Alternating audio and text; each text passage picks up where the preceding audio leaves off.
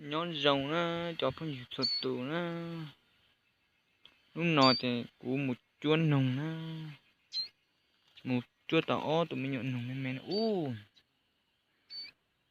đi tụi thì kia một bậc bệ đó ta tỏ kia một bệ ta xì mà cũng mất khi ó mẹ nó nữa này sai nữa mình nhọn nồng giống gốc cơ đi tụi thì nhón là nó nhọ nó nữa nó nữa đi tụi thì có quân nó xuống nữa cú một chúa tao nhẹ thế này tí tả nữa trẻ xuân này ó tụi mình nhọ thì nhón là nó nữa thì nó nữa nhẹ cho nó nữa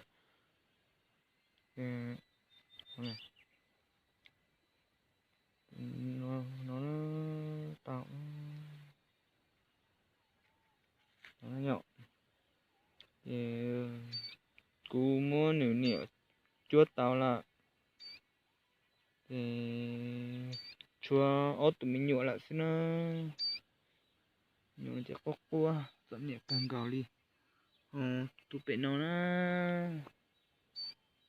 mẹ cua cơ không bé chứ nữa cho vô cháu bé nha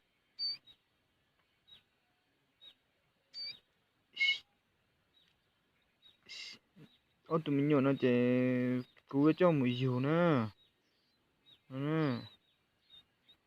mình nhọ mẹ nó nè cho mùi dầu cọ lo tua nó tụi bé nó dạng cọc cứ cho mình nhiều nó nữa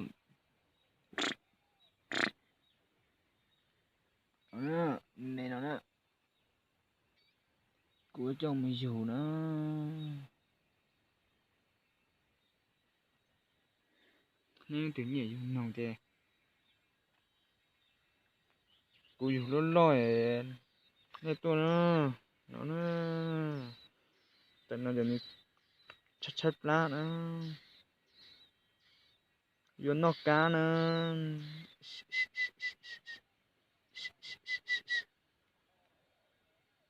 cú chúa tàu nửa nhẹ thế nửa tí tả lại nữa chéo tụi mình nhổ nó thì cú cho mình dù còn nó lo nhọ rong cả mình nhổ nổ rong cao cả cú cho mình dù cú lau tụi bé nó lo nhọ dạ lon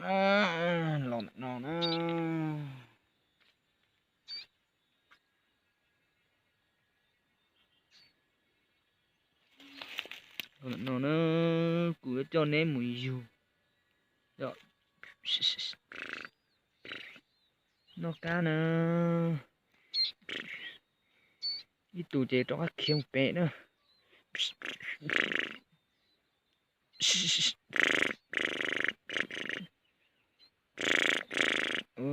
tại nó vậy cháy lá càng gào đi vô nó cái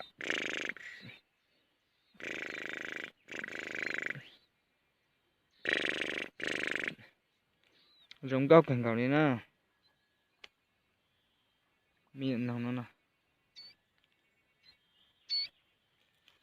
buồn ai tụi cái tên nó cúi cho các muốn lòi ạ cho nó ok ô giờ tụi bé phải khiêng bé đi ha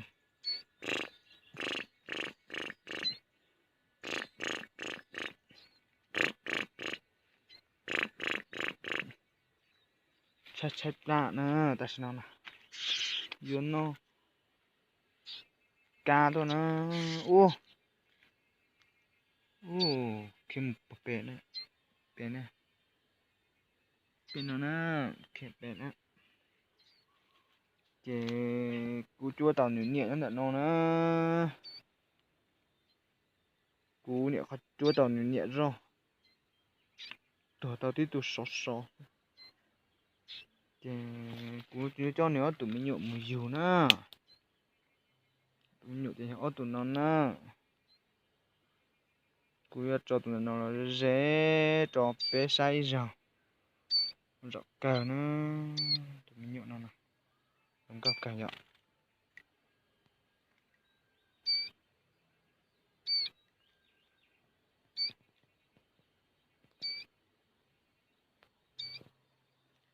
Chè tao nè.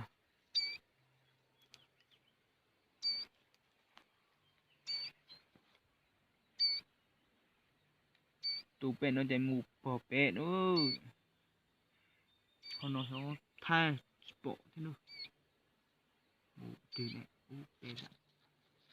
Bỏ bé nữa. Cũng mất trú lòi ra nhở. Ôi dồi. Chá tôi. Chỉ đi để thái tà nhở. Đây này. Nó nữa. Mẹ của cái nó nữa. Chá cú tôi thái tà thế à. Chá cú cần gạo đi. Chê cho tụi nó nữa. Cú cho con gái một dù. Ok.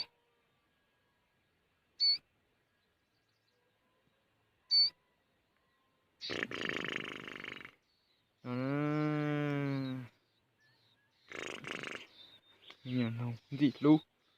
Cha nhậu.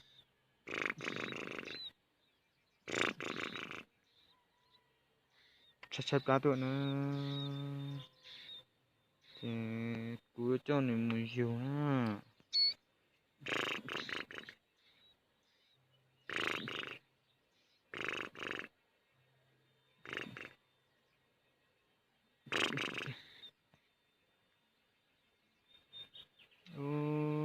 Chắc lá tụi chứ. Dù để tới tụi cá nó cho nó nếu chẳng muốn nó thế nữa.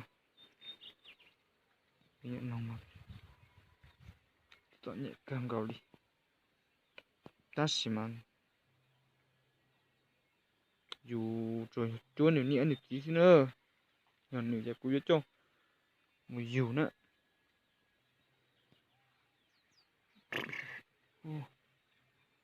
một chảo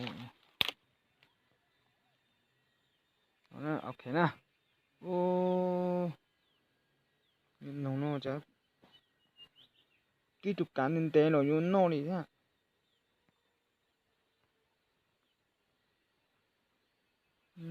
tụi nhẹ cha nhọ chạy ra nhọ nếu chấp lá tôi tiền nếu lạ nó nhọ